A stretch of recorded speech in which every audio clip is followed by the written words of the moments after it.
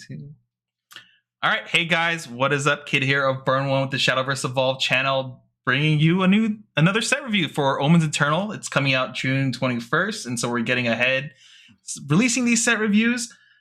And this time around, I'm joined with two of the, regular guests at this point joining us. We have Pressure here, if you want to say hi. Howdy. And we got our Forest main here, Shepard. What's up, everybody? It's me, the guy who can get into every top 8, but never win. And the pain, it hurts, man. It's just teams. Oh my god. But besides that, we're starting off our set 5 review here with us 3. It's in kind of a new formatting compared to our more casual stuff before. Hopefully you guys enjoy the effort I put in here, because I think we're going to just do it like this moving forward. But the first thing we're going to start off with is here's our rating key. This time around, we're going to all individually rate the card, so we kind of have a record going forward, and you guys can see whatever we talk about or how each person here personally thinks the card is. So here's the key, S being the defining card for the craft of the meta. A is going to be a powerful but not meta warping. B should always be considered for the craft, and C is like the average. You should see it play with this card at some point. D is like the niche cards that could see play, and F is not impactful or won't see play at all. Hopefully that's very clear to the point on our ratings. We're not going to have anything in between, like no A pluses, A minuses on here. We're just going to give it a straight up letter rating and then move on. So we'll hop in here to the first card, since this is Forest here. We'll be placing all our ratings there on the bottom right hand corner where you see our names and stuff, so forth. And yeah, but I guess, Shepard, you want to start us off since you're the Forest guy? Sure. I will unfortunately start us off with Audia, Omen of Unkilling. Evolve, first of all, has the text Evolve 1. And then Fanfare, when it comes into play, if you have 3 or more Hunter cards in your cemetery, select an enemy follower on the field, transform it into an amulet, and then give it 2 play points. Put this card into the cemetery. When it evolves, it gains Engage, deals 6 damage to any enemy leader with 10 or more defense. This is the kind of card that actually looks like it's pretty good until you remember that you have to put a bunch of Hunter cards into your deck. And generally speaking, while there are some solid Hunter cards that have already come out in the past and are coming out in this set, in general, the density of that effect is not very high. That said, in theory, this is kind of your payoff, and it's like a solid payoff, I think. Yeah, it's a really interesting effect, because this is the first time we've ever had something transform a card into a different type, right? Because we're basically going from follower to an amulet. Yeah, and it's like, in theory, when you get to really do it with this card, it's a 5/5 that comes down, destroys something in a way that's pretty permanent regardless of size, and then clogs your opponent's board, so they have to spend play points if they want to remove it. I don't know how relevant that's going to be all the time, but hey, it is a little awkward when it's annoying for your opponent. It's going to be really annoying that they have to play the 2 play points. And then also, it can dome them for 6. And in Forest, you have a lot of the time where you want to do the first 10 damage over 5-6 turns, and then you finish them out by a burst. So it doesn't read the worst. I just don't think a card gets there, because it's actually not the insane payoff that you want for having to commit to putting so many mediocre cards in your deck. Yeah, I think my main issue with this card is that you have to engage it on the evolve. I thought about this card for a while. I think, and I looked at basically every Hunter card that you could put in the deck. I think that if this card was able to kill something on play, Evo, swing into something, and then deal 6 damage, it would be worth playing all the other cards, because the other cards aren't that amazing, but they're sort of baseline. You probably wouldn't play every single one. But the fact that he can only kill one thing on basically turn 6, and he only deals 6 damage to face, and you have to basically tap him, I think it's terrible. I think this card is awful. I also want to call this out for all of these cards that care about the Hunter keyword moving forward, is that Forest's best cards, generally speaking, lack it. So you are, you have a little bit of a tension between how many of those cards you can fit in your deck, but you can't really show up to a Forest tournament, at least as of set 5, without your Ancient Elves, right? That's just not a feasible way to win games. Yeah, it makes a lot of sense here. I think though, theoretically with that, for only 3, you don't need to have your entire deck be hunters. And also, No, two but of the best cards in the class are hunter already, right. Sugata and King Elephant. So it's I like you don't even necessarily need to change the deck a ton, because there's already a lot of good hunters if you wanted to play this. I agree with that. Sorry, I didn't mean just Ancient Elf. I just mean the whole package. Harvest Festivals, Marvelous Sundays, like whatever you want to play. There's like a bunch of cards that you really want to play, and I think you have to face some serious deck building constraints to reach the hunter density required. Which Yeah. is why in Japan, as far as I could tell, there was virtually almost no tops of any hunter-based strategy. All right, I think we can go ahead and rate this so you guys can see how we're going to rate it for the first time. I think one thing to mention too before we continue with the rating is that when we're talking about these cards, we are not really talking about the future sets. We're only going to be talking about the set 5 meta. Some cards we'll see play or a lot of play later on, possibly, but we're not really concerned with that right now. I'm gonna lock this in at a D, Yeah. which I Yeah, think that's where I was thinking too. its ceiling is above it, but that's just where I think it's gonna be. All right, let's move on to the next card here. Pressure, you want to take this one? Yeah, let's do it. Spinaria, Keeper of Enigmas. Ward, Fanfare, look at the top 4 cards of your deck. You may reveal up to 1 Forcecraft follower and up to 1 Forcecraft spell from among them and put them into your hand. Put the rest on the bottom of your deck in any order. Combo 3, recover 3 play points, and she's a 5 mana 3/5. This is the best Force card in this set. Arguably one of the best Force cards in the game. This card is absurd. Basically, a 2 mana 3/5 that draws 2 cards, basically. Really, really, really extremely strong card.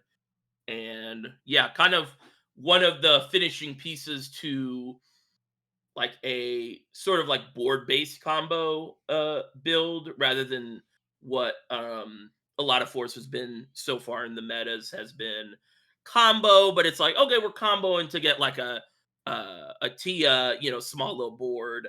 This is sort of the payoff of like, okay, I'm building a board, I'm doing Tia, and I get to draw 2 cards, and I get a 3/5 for free base or for 2 mana. Really strong. Yeah, this card's I agree. Everything Precious said. I think the only shame about this card is that it's coming out in set 5, where I don't think Forest is getting as many pieces as as some of the other crafts. But this card, on the face of it, is just really good. And as we've seen, the trend is Forest gets better and better at comboing 3 easier. And this just is an insane tempo play. You get a body, you redraw some cards, you get the other stuff you played, you get the card you play after this.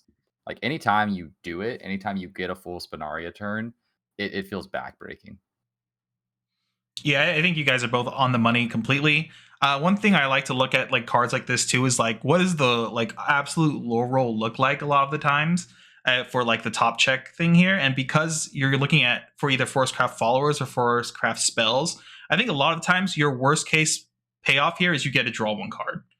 Otherwise, you should be hitting like 2 fairly consistently, I would assume, because the Force does play a pretty good chunk of spells as well as followers, right? Yeah, yeah, and when you put this in your deck, you kind of also you can tweak the ratio slightly. If you ever hit 2 cards, it's insane. If you ever hit 1 card, as long as you're still recovering the 3 play points, you still played a really impactful spell. Yeah, I think the feeling you probably get when you see your opponent pull 2 cards is the same feeling you got when people were playing, was it Lily? And then they were actually hitting off of the top check too. Every time that happened, I just groined and was like, okay, can we just go to the next game? Oh yeah. I mean, it's like any 2 cards too. Like any card plus a bounce spell, right? And Yeah. suddenly you're bouncing this thing and redoing it in the future too. Like that's the other thing. Forest can reasonably replay this. Um, Forest is also having access to a ward here can protect any boards, evos that you made along the way. Yeah, there's just a million reasons why this card is good. The only question for me is it S over A? I think in theory the power level of this card is S, but I don't think it's defining for this meta, if that makes sense. I pretty much agree with that. It's like It's probably. I mean, listen. I am an avid Forestcraft hater, so I'll obviously take all my words with a grain of salt here. But this is definitely like the type of card I see like in the future. It's like easily like an S card. Right now, I feel like it might be an A.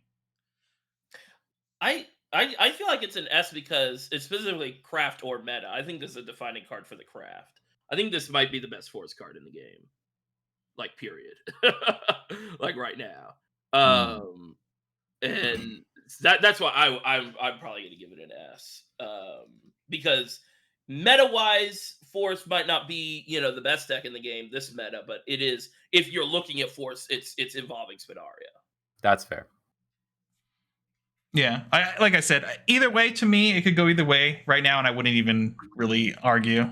I guess I'll just move it up to S because honestly, I do think in the future this card is insane. So we can have different ratings. No, yeah, we can. But I mean, like I was like literally on the fence of A or S. Yeah. So guys, we have a lot of cards to disagree on. Let's just take our consensus for now. Yeah. That's All right.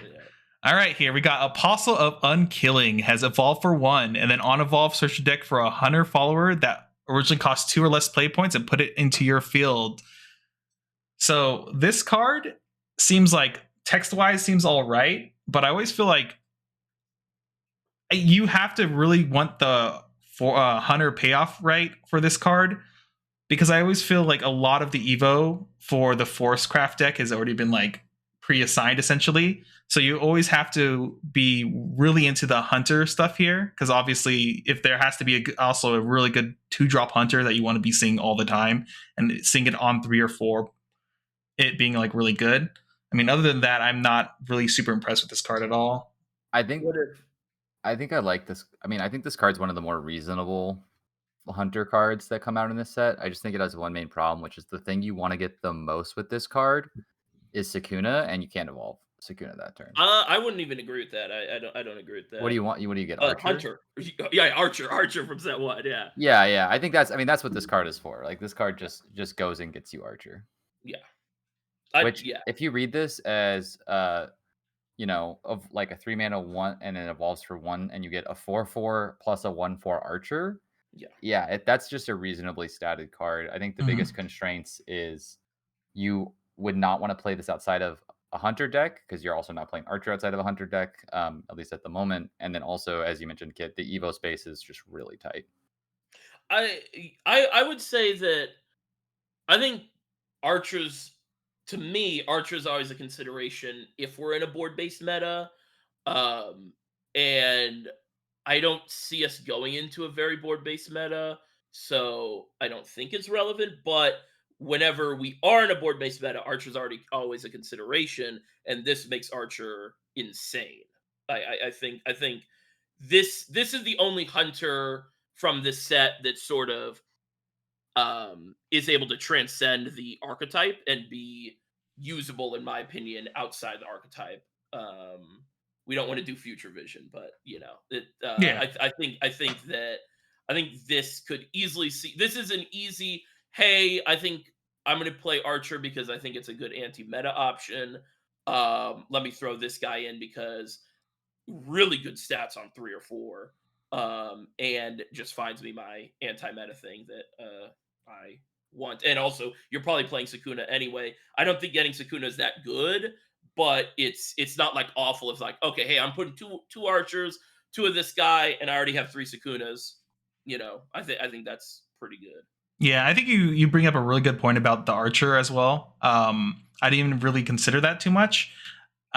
This not only does it get the Archer, but this also could technically proc Archer twice if you already have one on the board, right? And build a slightly wider board, which is pretty interesting. Yeah. All right, I think I'm kind of set on my choice for this. Yeah, I think what I was trying to say at the start, by the way, is not that Archer is not the best target. Just like I really wish this card could get Sakuna, because being able to tutor the Storm like that would be insane. Yeah, I think that's why they did. I'm gonna give this card. Oh, sorry, cut out. I'm gonna give this card a D. I don't think it gets there. I think maybe I'll be wrong. I don't think Archer's gonna get there. I don't think this card's gonna get there. It's pretty niche. All right, moving on here, Shepard. Morton the Manipulator. At the start of your end phase, your opponent chooses one of the following. They do not draw a card, they do not increase their maximum play point, or they cannot play followers. This card is a 3 mana 3/3. It does not have the Hunter trait, something I'm just going to call out for any time on these forest cards. Card reads like it's not the worst thing in the world. Because you're like, oh, making my opponent not do any one of those is pretty good. It has two main problems in my eyes. The first of which is it's not a fanfare effect, so there's no way to repeat this. And there's no way to like guarantee you get different ones. And two, it's like this is a classic story from other card games where anytime there's a Punisher mechanic where your opponent gets to pick between multiple bad options, it almost always plays significantly worse than it looks because they get to do the thing that is best for them. So they know the cards in their hand, they know which one of these impacts them the least, and they always get the best option. Because of that, and because it's just kind of a lackluster card to be playing as the game gets faster and faster, I'm pretty off this card. Yeah, when this card first got revealed, I was like, "Oh man, this card's sick." I think this just doesn't play well in Shadowverse Evolve. It's just not. It's not fully statted. Like you were saying, they just pick whatever the worst option is, and I think if it was like aggro heavy meta, I think this card would be pretty good because I think all of these really hurt aggro decks. All of these options, so no matter what they're choosing, is pretty bad. But I think we're just not going into a meta that's like that. That's like okay, full aggro, and if you queue up into a control, they're fine not playing it. No, they're fine not playing a follower on turn 4. Yeah, And I think that's sort of the issue is it's only good in one matchup type, and it's not even a relevant type next set. and it depends on the aggro tech too, because like they can still figure out, between not drawing a card or not increasing play points, right? Like if they're dumping their hand super fast, the play points matters less. If they have a decent set of cards, drawing the card matters less. Like yes, all of these are bad, but they're not all equally bad at the same points in the game. Yeah, I mean, you guys hit it on the head here. Just from my experience in other games too, like when your opponent gets to choose the option, then it's almost like non-impactful to them at all a lot of the times. Yeah, So, yeah. card designers love to do stuff like this where they print cards like destroy target thing unless it's, the like leader lets you gain 4 life or whatever. And then it's just always you read it and you go, oh, both of those are good or both of those are bad. And then it's like actually in game, you just feel like your opponent gets to get you every single time because your card always works in their favor. Yeah, for sure. All right, next card here, Prussia. All right, Fairy Torrent, 1 mana quick. Select up to 2 pixie followers on your field and put them into your EX area. If you put any cards in the EX area this way, give your leader +2 health. This might be the worst card in the game. This card is horrendous. This card is I don't know. This might be the worst card in the game. This is like okay. And it's a gold. This is the type of card where I'm like, if it wasn't for how quicks worked in this game, this card could have cool utility. But because of how you have to wait for specific timings to play quicks, I think this card is just even more worse than it should be. Yeah, I mean, I agree with that. I also think it almost you like it for a second because then you read this card and you read every single Pixie's fanfare ability, to say, okay, what can we do here? And then you go through and you're like, wow, this is just way worse than bouncing them to my hand, generally speaking. Yeah. And it's just it reads like they tried to make it as like a combo enabler, but the problem is it's just if you want to do it on your turn to like try and up your combo, like bring back your 1/1s or your wisps or whatever, it just feels way worse than just playing Fairy Circle. Yeah. Which is a set 1 card that people don't play. Yeah. So this is also a worse version of what's that terrible bounce card that was in set 3 with Yeah, there on it. people play like Floral Breeze or something. Yeah. I don't know why people play that, but yeah. People will play that as like bounce 4 and 5 sometimes. I don't think that is almost ever correct, That but card people is do awful, it. yeah. I almost would rather play this card. At least this card you can like save somebody from getting swung into. Yeah. Yeah, that's one of my biggest issues with this card is like it almost feels like either like you said it's a combo enabler or it's supposed to like save your board, right? But because the quick timing is only when your opponent attacks you or end of turn, right? Your end of your opponent's turn. Like if your opponent plays Conflag, you can't be like on the stack play Fairy Torrent. yeah. That would be sick. That would make this card super super cool and interesting. But outside of that, yeah, like the best thing is like I push 2 Wisp up to get combo 3 and then bring them back for next turn to combo.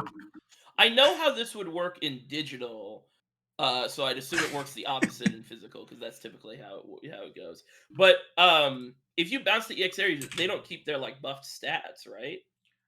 That's not usually like that. Wouldn't be how it works. I think it's very selective. I think they only keep specific counters. Yeah, because like I could see if that were how it works, maybe like it is sort of a defensive.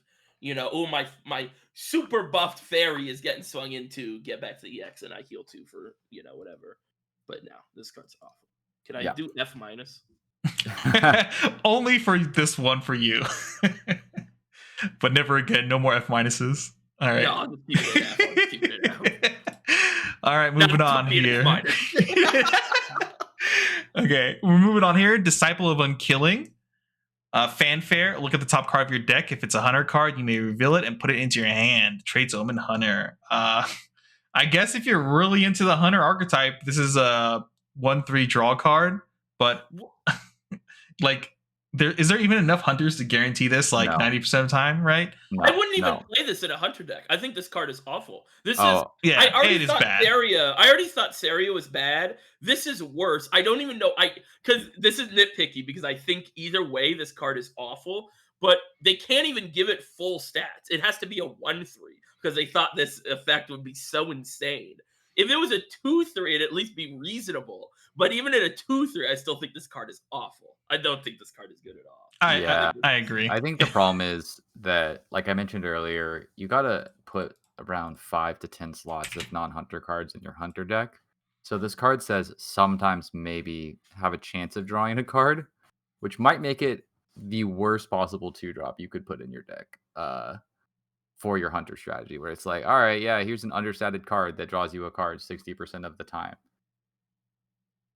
I would rather this. I honestly, I would like this more if it was a 2/2. I think like 1/3 might have been the worst combination of stats for it. Yeah, one attack.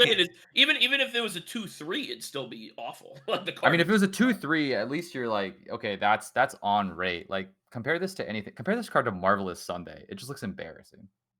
Yeah, exactly. Like when they nerf attack on cards, I think that's like it hurts more than actually the health, because a lot of times the attack matters on how can this follower clear some board presence, right? And yeah, here, one attack follower is not going to do crap. It can't even kill. You know why it was one. You know I was one. Oh wait, was it for that search card or something? No, because it's unkilling. Whoa. Oh, that's literally the reason. The meme. Okay, I didn't see that. Not even joking. That's probably the reason. All right. Let's next card. I don't want to think about this card. Vengeful Puppeteer Noah. This is a 5-mana 3/6. It evolves for 2 whenever a puppet token comes into play, and we'll take a look at what a puppet is in just a moment. You give said puppet +1 attack and storm. Also has Fanfare, put 2 puppets into your EX area. Once it's evolved, your puppets now cost 1 less, and then it keeps that same text of +1 attack and storm. Kit, do you want to go ahead and show us the puppet token? So here's the puppet token. It's just a 1/1 with rush and has the trait Marionette. Yep. So this should not be a stranger to people in digital, although it does play 1% more differently. This is like an interesting card, and they split the forest attention like they did with a bunch of the other sets here between like these what is the craft card? Portal craft cards with puppet synergies and also the normal craft stuff. I don't think it particularly works that well. I think on the face of it, this card like reads well. I just don't think it actually plays well because I don't know what you're doing with this. Yeah, I think sorry, really quick. I think this is also like when they first dipped their toes into the whole puppet archetype stuff. So it's kind of going to have the same issue that Abyss had for quite a while, where it didn't know where it was really going until we got more support later. Yeah, I like this as I think this card's actually really strong. Even like where we are now with the puppets, we get I want to say 3 generators, including this. Is there a neutral one? There might be a neutral one, but I'm not sure. There's at Yeah, least pretty sure three there's a neutral one. in forest for this, and I think that if you sort of could play like a control forest with this as the finisher, because the puppets have being 1/1 rushes, actually pretty nice. I just don't think that it would be the best build of forest, right now. And yeah, I sort of think that's one of the reasons why this wouldn't be necessarily that good. Yeah, I think that we have enough. The card pool is big enough in this game that decks need to be focused, and all the cards in the deck need to be on game plan more or less. And I just don't think you can build a forest deck in set 5 where this card is on game plan in a way that's cohesive with the rest of your strategy. Yeah, I think too, one of the big things is like when you start hitting the 4 and 5 or higher play points, that's when card quality, like if I'm going to put a 5-drop in my deck, I need it to be like very good and, like you said, on game plan. Otherwise, like, why is this here? Well, because like think about it like this too. The replacement cost is huge because you're forest. Most decks don't want to run stuff that costs too many cards that cost more than 5. But in forest, your 5+ slot is where you have your Cassiopeias, now your Spinarias, your elephants, your silver bolts. Like there is serious competition for both your finishers and just your expensive cards in general, and you can only afford to play so many. Yeah. Do you have anything to say there at the end, Pressure? Yeah, I'm thinking about what Shepard just said. Because like I agree with that, but also I think that like you're not playing Elephant or Silverbolt in a deck with this. Right. I think it's because I think like Cassiopeia is a reason why I think this archetype is good. I think another aspect is I think this guy is pretty good, just base value. If you just played him down and you played no other puppet things this game, I think he's actually not even that bad because he's what 7 mana, 4/7, 4 damage storm. Like that's not amazing. That's not why you wouldn't play him just for that. But I think that because you're playing the other cards as well, which I think are actually not that bad. I think this guy's okay. I think this guy's okay. I agree with that, but that's what I'm saying by the cost, right? So the cost of putting this into this deck is like you mentioned, you're not playing Elephant, right? And I feel like that is a significant cost because you're giving up one powerful strategy. This strategy needs to show up with equivalent power. I don't think it does. That said, this is a really awkward card to rate because like when I read the text of this card, I don't want to give it a D or a C, It doesn't read like it should be a C or a D. I guess I kind of disagree with that. He doesn't, because he obviously like face value doesn't give the same power as Elephant, but I think deck construction and deck gameplay or whatever gameplay, and I should say, he does give as much power as Elephant because you like the game is just complete because you're not playing You're just playing a anywhere different close strategy. it's a completely different strategy. So I think it's hard to compare. Well, I think this the to cost Elephant. is that strategy just isn't as good as Elephant in set 5. That's what I'm saying. Yeah, I think I'm kind of arguing that it might be. I guess is what I'm saying. Well, I would love to see you cook with it because I think Yeah, I would love to try and make this. I'm gonna put it in D, just because I don't think giving this card an F would do it justice, and you I might guess see it's it at not locals. Yeah, I It's kind not of. B because it shouldn't always be considered. That's a right. Yeah, it's not B because it shouldn't always be considered. But Yeah, I feel like it's better than a C. But yeah, I do think this card in a vacuum right now, it reads very well and everything. Probably in this meta, it's not very good, but it's a card when the puppet archetype becomes more of a powerhouse. It's probably a card you really want to consider, right? Yeah. All right. Are we evaluating tokens? I see. No, I just copy pasted the thing over. So what would you guys give Puppet? Puppet, cute out of 10.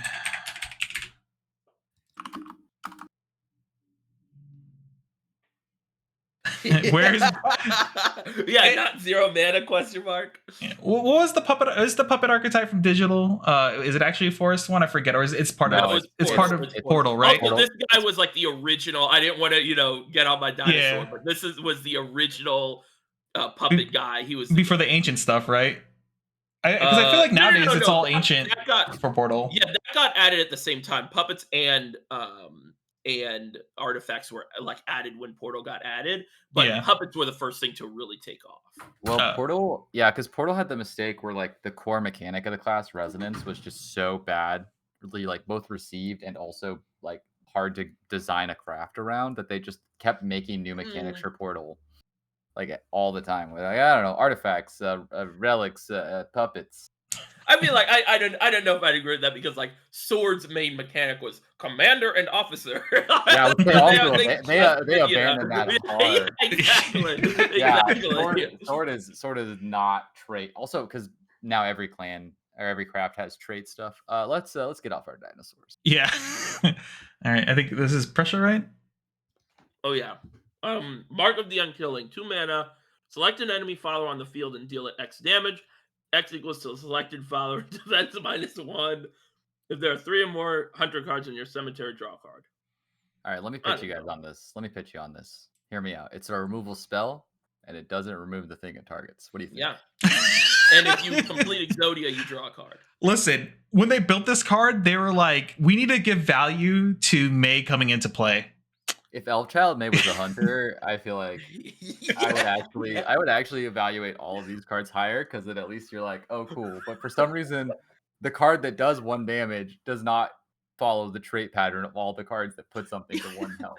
Yeah, they're like, we need to make this card May good. Yeah, you know, I wasn't gonna put May in my deck, but yeah. This is the funniest part about this card is that it's not quick. Like I was just about to feel say like that. Yeah. the least you could do if you're gonna print a bad spell is make it quick so that we can like come up with like funny scenarios where it's good. Like Yeah. imagine I understand why they didn't do it because like imagine you swing into a 1/1 with your 5/5 and then your opponent goes Mark of the Unkilling. But like even that's not like particularly great, you know? Yeah, because you still have to 2-for-1 their 1 card. So like, Yeah. yeah. One quick question before I decide my final rating on this, which is probably also F. Does Forest, I don't really remember outside of like Elfchild May and stuff in Archer, does Forest have like a strike effect that's like deal 1 damage to the whole board or something that's like pretty easy to get? Because then maybe this is like reasonable then if it's part of like you comboing to 3. Yeah, But so there's a Dollar Blade Demon is a hunter. Yeah. And so the gimmick is that you set their board to 1 and then you play Dollar Blade Demon. And then that does 1 to their whole board on Fanfare. okay. And then it also has Last Words, deal 1 to the whole board. Card's not good. This should have. I didn't even think this would be that strong. This should have been all enemy followers. Set all enemy followers to 1 health. 1 health. Oh, that's interesting. Or this could have been 1 mana. Or it could have always drawn a card. Or it could have been quick. There's like anything they could have done to make this card interesting. But I'm like, we're in set 5. I know that they have to print some cards that are bad, but I'm like, I feel like they know enough about the game at this point to not miss this hard. Yeah.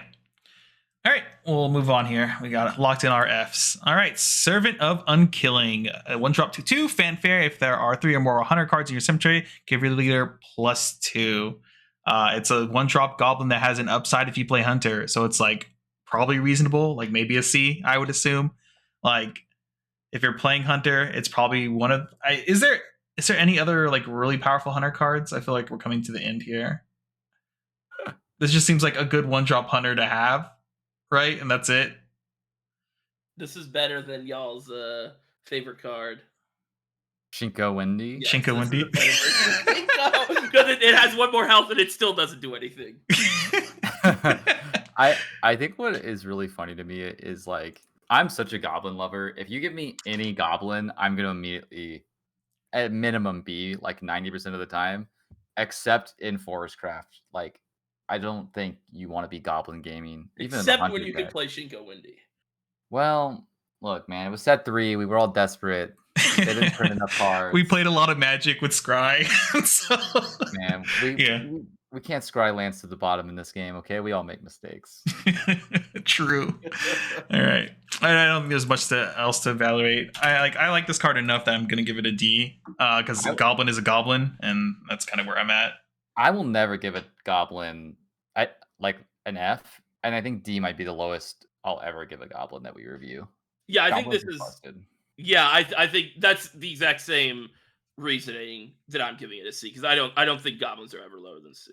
We So. should make a stupid brick deck that's like, let's play 12 Goblin Forest. Imagine you play 3 Well, Faria, 3 Goblin, you 3 guys Serving, played 1 something Killing. pretty similar, but instead of this, you played Shinko Windy. All right. Since we're talking about goblins here, all right. I don't know when, but we need to sit down one time and create a goblin tier list for the game. Oh, good. All right. Well, Yeah, we should do that sometime soon. And then when they add new goblins, we just keep adding to the tier list. All right. Next card here. Shepard. All right. This is Mechanical Bowman, a 4 play point 4/4, and has Fanfare. Destroy a card in your EX area, and then you select an enemy follower and deal it 5 damage. I would have loved to see this card at any set before this one because I think, and I could be wrong on this, it's just a little too late. I think this card is like just coming in at the point where it's not going to be good enough. That said, it's a really good effect. It's really, especially right now in Forest, it's so easy to get a Wisp or a Fairy or anything into your EX zone from a Flower Princess, a Spring Green Protection, anything. But I just think this is like a slight miss on timing. I like this card a lot. I actually think it's pretty strong. I think goes hand in hand with sort of a puppet control esque style. I think just getting rid of one of your puppets or wisps or whatever and dealing 5 damage with a not fully statted but pretty close statted body is really strong. I will say I've always and I still do rate a similar card Amelia pretty highly. I think this is better than Amelia in most cases. Higher stats, higher damage. 5 is way more relevant than 4. And I think if you construct the deck in a certain way, you don't care if you're getting rid of an EX. Like that's not really a cost. Yeah. And obviously it's a card that does not play into any Force deck that we've had before. But I think this is a very nice card for a new style of Force deck. I could see that. I think that's the problem for me is like I keep saying I think decks are so focused and especially Forest has to be so on game plan that at the point that the deck that justifies playing this card, it's just not a Forest deck that I've seen exist, and it's not a Forest deck I've seen exist in any of the JP meta. But if that deck does exist here, this is the card. This is like the card that's going to go in it for sure.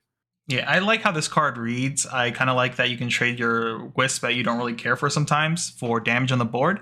One thing to note, what I like about this card is that Surefire Bullet is a thing that will be around for quite some time. And this is a non-evolved follower with 4 health, which means it doesn't get removed by Surefire Bullet, which I think is something to consider. But I also agree with Shepard here is like I feel like this is like 1 or 2 sets too late of being like a really powerful card. And now it's just kind of like either sitting around waiting for the right archetype or the right deck build for it. Otherwise, it's pretty whatever. Because if you have this card in your deck, though, this card should always read on play, deal 5 damage to something. If you're building with this card for sure, anyway. Yeah, if this card came out in set 1, it just would have been like one of the best cards. It would have like defined yeah, it would have been like one of the best cards for sure. It's just like the rate is so good, but the rates are just getting better and better constantly. I'm gonna give it a D because, like, to me, it's not embarrassing to show up to an event with this card in your deck. Like, it's Prussia with the B though. Yeah, I'm giving it Prussia a B with the steel chair. Yeah, I'm giving it a B from the top. Oh my god! All right. I think this is a card. Prussia's gonna make the control Forest puppet deck happen. Well, and I was also just like thinking about how even in a normal Forest, like in a normal Forest deck, you're gonna be playing Spring Green Protection or whatever. I mean, you like if there's a lot of relevant 5 health things that are hard to kill with Forest unless you have nice hand with Cassiopeia or you just bounce it. And for some reason people aren't playing Lily, so I guess with Lily not being played, I feel like this card is I don't know. I think this should be considered. I think this is a card that should be Interesting. Yeah, I mean, I could see it in a world, but right now I'm not like totally convinced. But I mean, you bring up some good points. I do kind of want to tinker with this this deck idea. I don't think it's very good, but I do want to tinker with it because it is appealing. Control Forest. Yeah. All right. Next card. All right, Flower Doll. 2 mana, 2/2, evolve for 1. Fanfare, put a puppet token into your EX area. On evolve, last word, select a marionette follower in your cemetery. You may put it into your hand. So there's only 2 other marionette followers that you can get from this last word. It's Noah, and then the next card that we'll talk about. But yeah, just one of the classic 2 mana, 2/2 Evo stat lines that we've seen since the beginning of the game. And on Fanfare, she puts a puppet in your EX area. And then last words, if you're playing, on archetype or whatever, you get something back, which I will say it's right now it's pretty hard to get something back because you're probably going to want to play this on 2 going second or on 3. And the things probably aren't going to be dead yet. But I like this card a lot. I think most of the time it's just going to be one of the Evo 2 drops that puts a puppet in your EX area, and you're fine with that because Evo 2 drops are really, really strong. And late in the game, it'll get Noah back. It'll get the next card we're going to talk about back. And I think getting both those back is actually kind of nice. One thing I want to ask, I should have looked this up beforehand because I remember reading this and thinking this also. For the last words, can it select itself? I was Yes. gonna look that up too. Yes, so it can because it doesn't. Yeah, because last word triggers when it's in cemetery, and it doesn't say other than itself or a different one, right? So I guess part of my assumption for that is that's how this card worked in digital. Yes, I was gonna It say that is basically how it had last word. If you have less than 4 cards in hand or something like that, you get a puppet and this in your hand. So it was like a permanent self-generating value engine. I think the fix here is obviously you're limited on how many times you can do that because of the evolve. Yeah. But it makes sense to me that they would keep that design from digital. Yeah. Yeah, I didn't even I didn't think about the fact that is sort of because I just thought they just didn't want it to be like that at all, and that she couldn't choose herself after she dies. I think that makes this card even better than I was thinking. Yeah, I mean, I think if you want to generate puppets, like this is it, right? Like this goes in that deck. I just don't think you want to generate puppets. Yeah, I think as long as it can grab itself, I'm kind of satisfied with like this card. And like obviously, my assumption is as puppets get better, this card will probably be somewhat relevant later. But I kind of like the card overall. Yeah, I'm just really trying to keep to like set 5. Like set 5, I think this card's a D. I don't think it should see play this set. Really, a 2 mana Evo card that you get itself back and generates a token is It's not a deck thing. I don't think the deck is there. I don't think you have the 30 card or the extra I don't think Evo you have space and stuff. I guess 40 it's cards like that I make think this you're deck. just too locked into Elephant is the only way to play. I am because like, and I'm not even gonna play Elephant this set. I'm probably not gonna play Forest this set, to be honest. I just think that it's hard for me to see this game plan coming together in a meaningful way. I would love to be proved wrong. I just don't see it. All right, Okay. You good? I was just gonna say I think it's less like because this isn't a game plan. These are just good cards that synergize with each It is because you have to choose to take the Evo space for it, right? Like you can't like we're at the point where you can't just put good cards in your like very generic good cards in your deck because your Evo space is so tight. Your 2 drops, your game plan has to be pretty tight. I just don't think this plays into a tight game plan. All right, we'll move on to the next card here. Is this me? I forgot where we're at now. All right, I'll go ahead. Automation Soldier or Automaton Soldier. 3 drop 3/4 ward fanfare. Put 2 puppet tokens in your EX area. What is this? This is just like an on rate ward that also generates 2 tokens. I mean, card seems fine, like right off the bat. Also, 2 sets too late. If this came out in set 3, this card would be nuts. This card would be so freaking good in set 3 and still played in set 4. I have to think about this in the context of this set because like this is pretty insane on the face of it, on the rate. I think this is the best puppet card. That's what I'm thinking because I'm like Yeah. this is the card that I also I really value cards that cost less in general. So like I think obviously you you pay 5 and 2 to evolve, you get more than this, but that's a lot of play points. This is very clean and cheap. Yeah, it's one of those things too. When I'm looking at follower health totals, because Surefire Bullet can be basically played in any deck. Like any follower that has 4 more health that isn't Evo, to me is just like, wow, I get to dodge Surefire Bullet and stuff. That always seems pretty solid to me.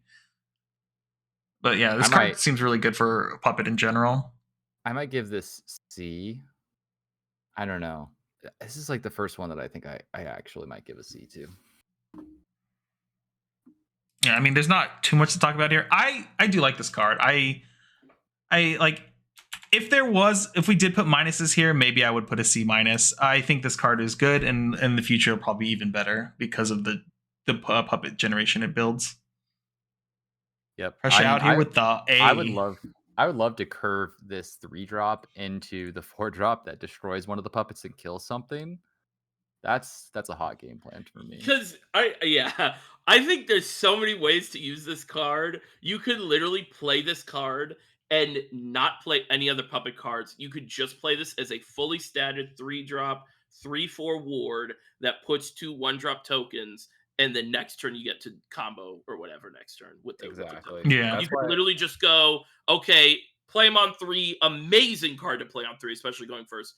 Next turn you have, the automaton, or what was the mechanical archer that we just talked about. But even just cards that you're already playing, play the 2 puppets, Sukuna Evo, easy. Play 2 puppets. I guess people aren't playing this, but Elf Song. That's a combo I really like. I think there's so many ways to use this card. It's a token generator that is fully statted and a ward, which I think is pretty important in this. And I see y'all. Hey, you're convincing me right now. As a person who doesn't play Forest that often, the words coming out of your mouth are convincing me. And then you also have the other stuff. Hey, I got no in my hand. I could just keep these puppets, and I still got a 3-mana 3/4 ward, which I think is pretty reasonable. So BC.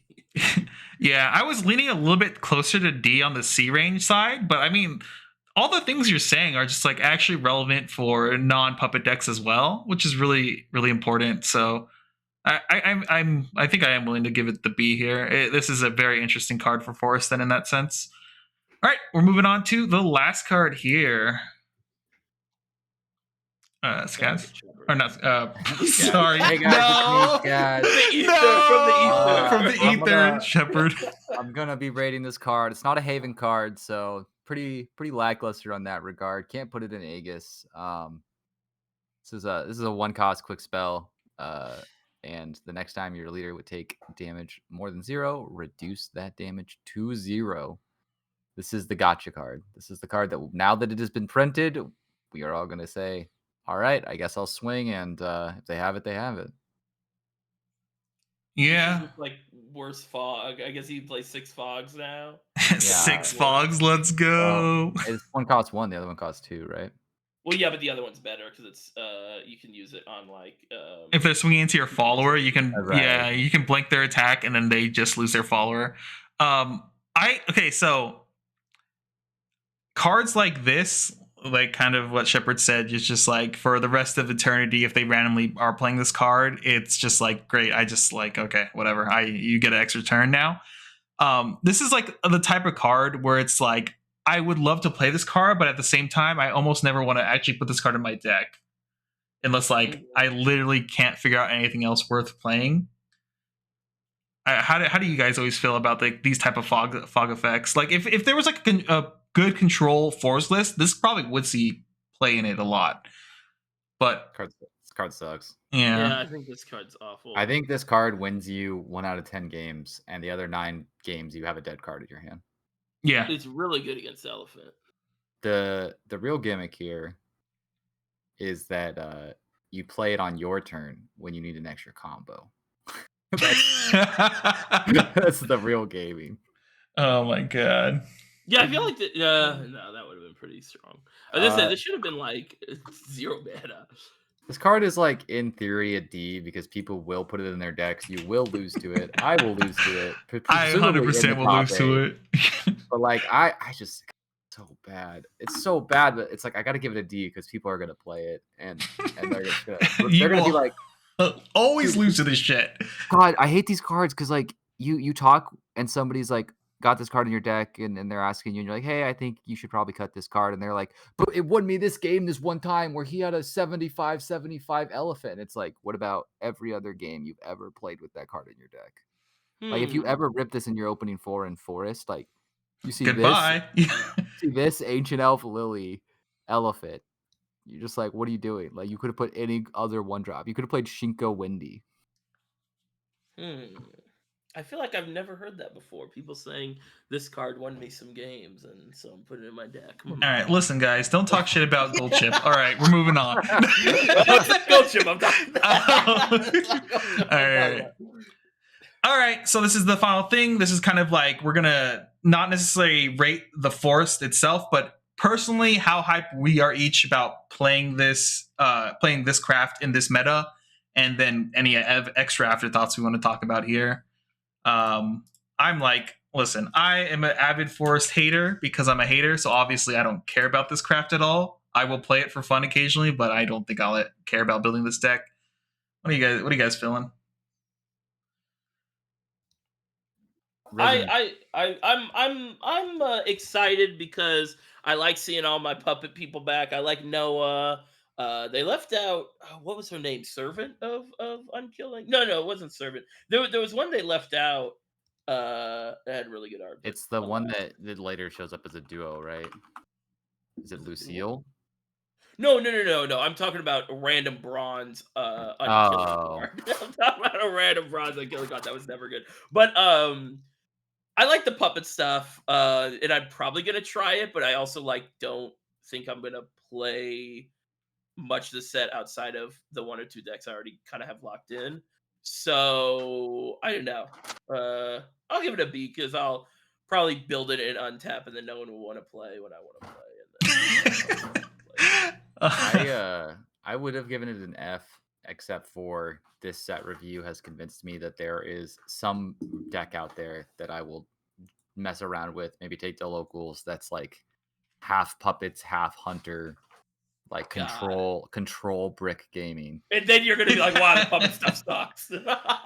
And then I'll be like, yeah, dude, I'm playing Automaton Soldier and Rousing Step. All right, any other afterthoughts here? Otherwise, we'll call this out. I think they really messed up on this set with Forest. I think the problem is that the set's too small, and it has like 3 half measures, it feels like. I wish that we would have had a more consistent identity for Forest this set, or they would have come out with more cards of higher quality to actually build out what they want. I don't know. I feel like, I guess I'm sort of the opinion that a card doesn't have to be strong for it to be, because I feel like you could make a really I feel like the Audia stuff is really unique, and I think they did a really good job designing him from digital, because he would not work in this game as he did in digital. And that's not to say that that's the only reason I think it's well designed. No, I just mean like Mark of the Unkilling, Fairy Torrent, Disciple of Unkilling. I'm just like, why are we making these mistakes in set 5? I always even bad in interesting ways, you know? Like Morton's fine because he's bad in an interesting way. Yeah, I can kind of see what you mean. I think it's one of those problems too with Shadowverse sets, is that a lot of times when they want to introduce a new archetype, it takes 2 sets minimum before that archetype can really be put online, because of that. And then they're trying to essentially push 2 archetypes in Forest right now in this set, and it feels like both of them are have one only 1 foot step forward for that archetype, and we're waiting for the second half to really push it up to being ooh, this is really exciting, hunters are really cool or puppets are really cool, but instead we're both both barely into that edge of oh, this is on the way. At least that's what I feel a lot of times. All right, well, with that being said, guys, make sure to follow us all on Twitter or X or whatever they call it now. So here's some of our social media stuff. You can follow any of us on there. And then we'll see you guys in our next set video, which should be Sword. So we'll see you there. Later, everyone. Bye-bye.